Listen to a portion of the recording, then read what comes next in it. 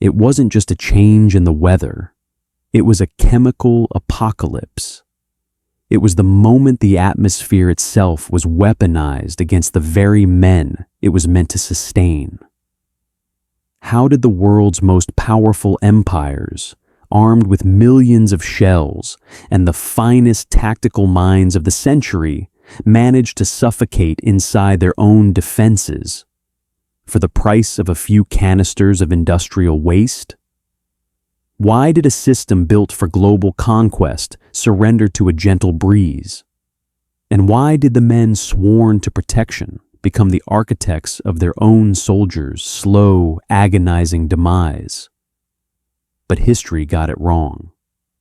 The only warning that mattered, the only solution that worked, came from a woman the War Office had already erased from its ledgers. They ignored her because she was a suffragette and a physicist. Two words that, in 1915, carried no weight in the smoke-filled rooms of the High Command. They looked at the green cloud and saw a supernatural terror. She looked at it and saw a fluid. Why did the powerful system ignore the only tactic that could save them? The answer wasn't in the classified vaults. It was in the hands of the underdog. The Ypres Salient, April 22, 1915. The Belgian earth is a bruised landscape of gray mud and splintered wood. For months, the war has been a stalemate of noise, the rhythmic thud of artillery, the staccato of Maxims, the wet slap of boots in a trench. But this afternoon, the noise stops. There is a hush so profound it feels heavy. The French and Algerian troops of the 45th and 87th Divisions peer over the sandbags.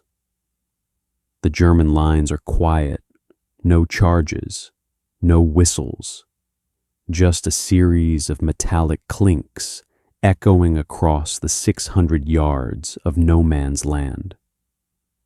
Then they see it. A wall of yellow-green mist, 6 feet high, begins to roll across the turnip fields.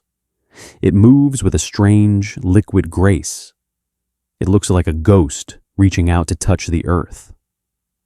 The soldiers don't run. They have no reason to. In the official military manual of 1915, there is no entry for a cloud that kills.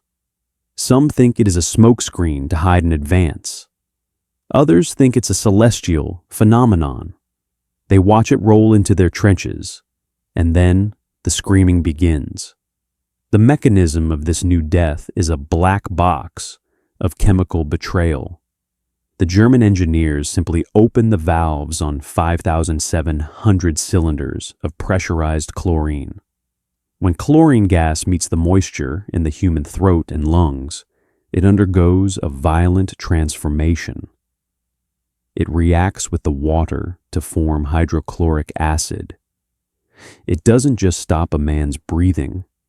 It dissolves the internal lining of his chest. The input is a single breath. The output is a soldier drowning on dry land, his lungs filling with fluid as the acid eats him from the inside out. Within 10 minutes, 6 men are dead. Those who survive are blinded, their eyes burning like hot coals, stumbling through the mist into the arms of the advancing Germans. A 4-mile gap opens in the Allied front.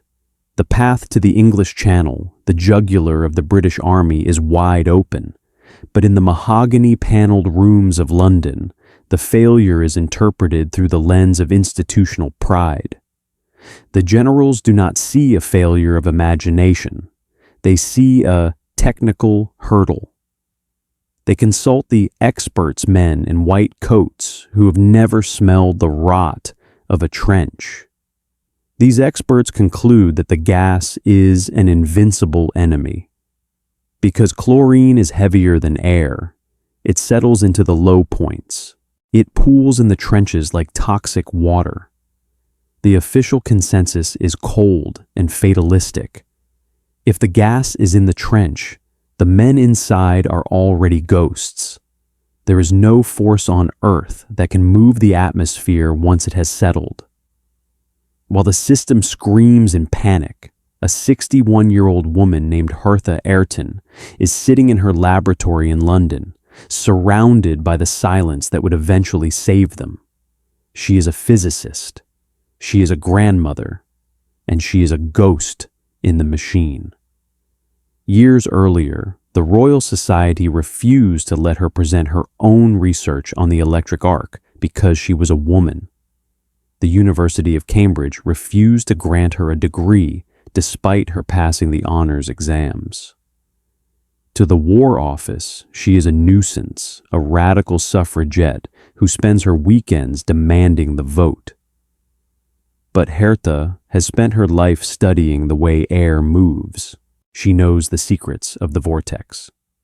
She knows that air isn't a solid wall. It's a fluid that can be manipulated. As the generals demand modern solutions, heavy motorized pumps, and complex mechanical bellows, Hertha is experimenting with a piece of canvas and a stick. The contrast is absurd. The experts are designing massive, expensive machines that require fuel, spare parts, and specialized training. They are building a sledgehammer to kill a shadow. In a brief, icy interaction at a government committee meeting, a representative of the establishment mocks her. He looks at her diagram's simple, elegant, handheld devices and scoffs. "We are fighting the greatest industrial power in Europe, Mrs. Ayrton. We require engineering, not household chores." His quote of hubris echoes through the halls of the War Office. The manual dictates that only mechanical ventilation can displace a concentrated gas. Your fan is an insult to the complexity of modern warfare. They believe their creation, the massive, heavy-duty bellows, is too advanced to fail. They treat the mud of Flanders as a minor budget issue, not a physical reality. But the environment respects no rank. While the directors toast their new designs in the lounge, the heavy machinery is already being shipped to the front. It is a disaster before it even arrives. The machines are too heavy to be moved by two men. The gears jam with the fine, pervasive silt of the Western Front. The official solution is a paper tiger. Meanwhile, Hertha Ayrton is back in her lab. She isn't looking at the complexity, she is looking at the pattern. She realizes that the gas stays in the trench because of a vacuum effect. To move the gas, you don't need to push it. You need to create a beat. You need to create a wave of air that knocks the poison out of the hole and into the sky. Because she was an outsider, denied the formal titles of the men in the room, she saw the problem differently. While the experts saw a chemical mystery, the suffragette saw a ripple in a pond. She picks up a piece of fluted canvas.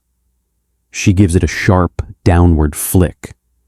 A candle on the far side of the room flickers and dies. She hasn't just moved the air, she has mastered it. But as she prepares to offer her salvation to the men in the mud, she knows she isn't just fighting the Kaiser's gas. She is fighting the pride of an empire that would rather see its sons choke than admit a woman had the answer. The wind is shifting again in Belgium. The German valves are turning, and the High Command is still waiting for their machines to arrive, while their soldiers are left with nothing but wet rags and prayers. The tragedy deepens, not through a lack of effort, but through a surplus of ego. By May 1915, the Western Front has become a laboratory of misery. The British High Command is desperate.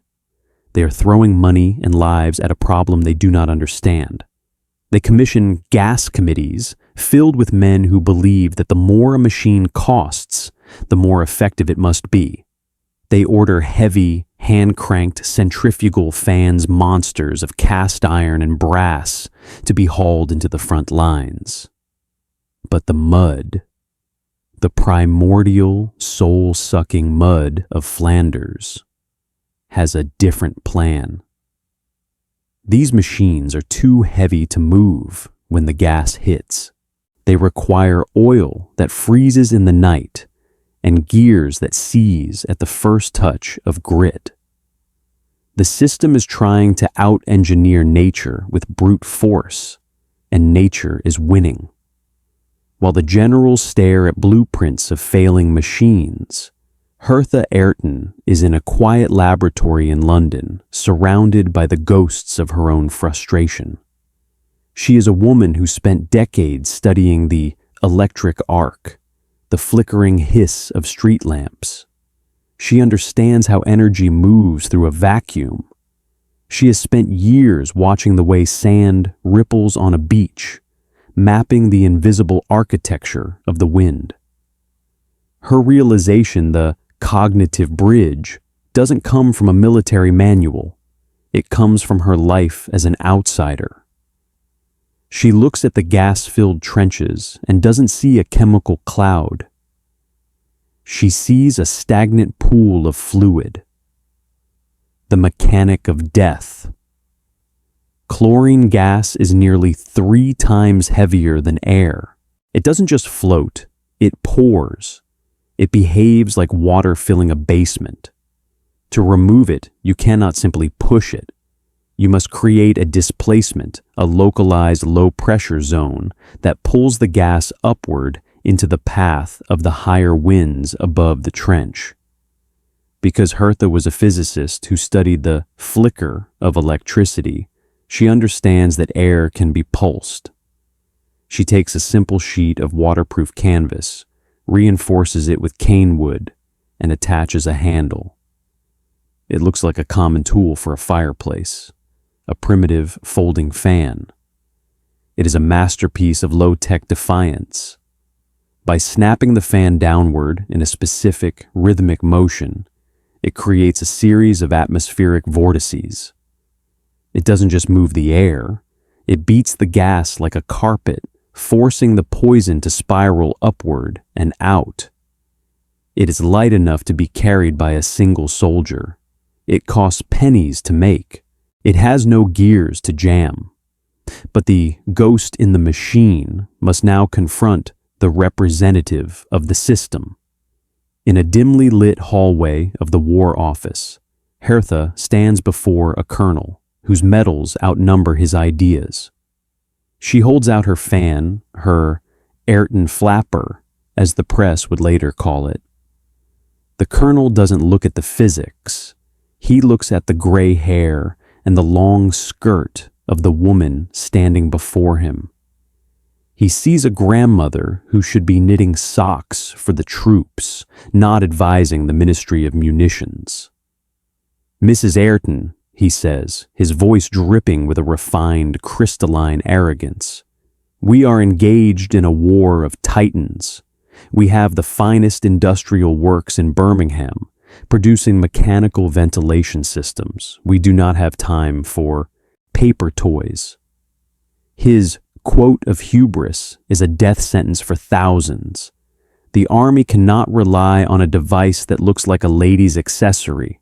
If a machine cannot be bolted to the floor, it has no place in a trench. He treats her warning as a domestic whim.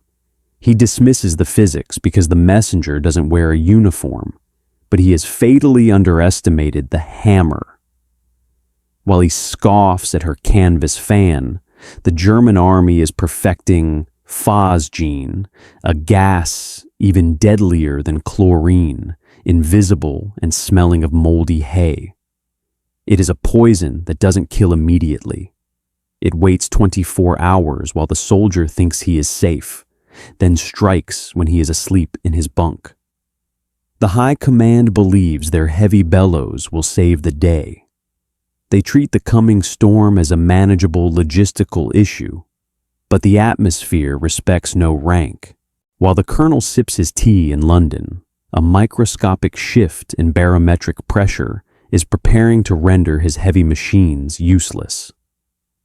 The boss, the very air itself, is about to punish the ministry for its pride. Hertha does not back down. She is used to being told no. She has been told no by Cambridge, by the Royal Society, and by the police who dragged her away from suffrage rallies. She returns to her lab and begins a private crusade. She knows the clock is ticking. She starts a letter-writing campaign. She uses her own money to produce prototypes. She invites journalists to watch her demonstrations. She stands in a small room filled with smoke. With 3 sharp rhythmic strokes of her fan, the room is clear. The journalists are stunned. It is so simple it looks like magic. But it isn't magic. It's the mastery of the vortex.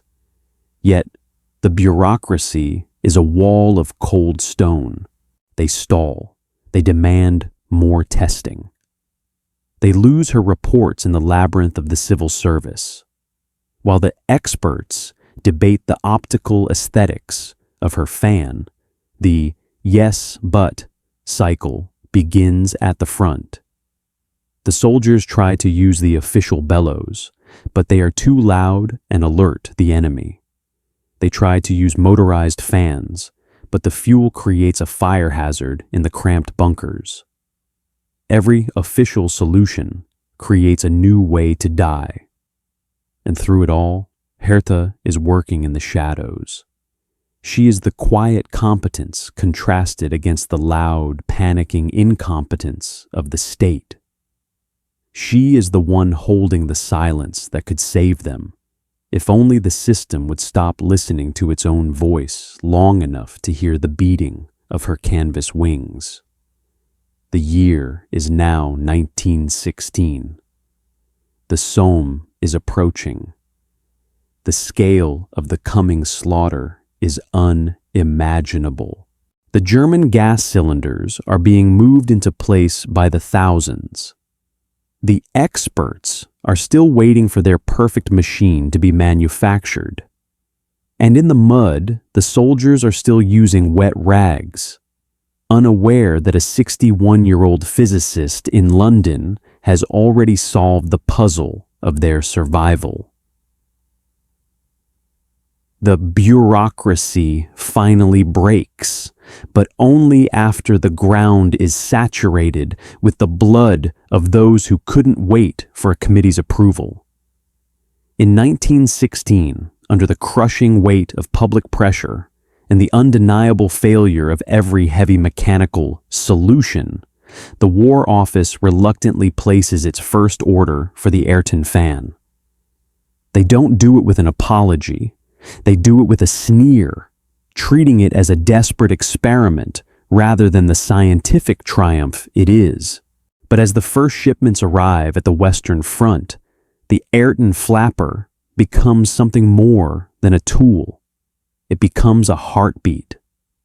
In the damp, claustrophobic tunnels of the Somme, the sound changes. It is no longer just the scream of metal. It is the rhythmic thwack, thwack, thwack of canvas hitting the earth. When the yellow-green mist pours over the parapet, the men do not panic. They do not wait for a heavy motorized pump that will never come. They reach for the simple wooden handles. They stand in the poison. They beat the floor of the trench, and the miracle happens. The brewer's black box of the atmosphere is cracked open. The downward stroke of the fan creates a vacuum at the soldier's feet, pulling the heavy chlorine upward. The follow-through flick creates a vortex that launches the gas 6 feet into the air, straight into the crosswinds of the surface. Within seconds, the Kos death trap is filled with fresh, breathable air. It is a masterpiece of low-tech defiance. Over 100,000 Ayrton fans are deployed across the British lines.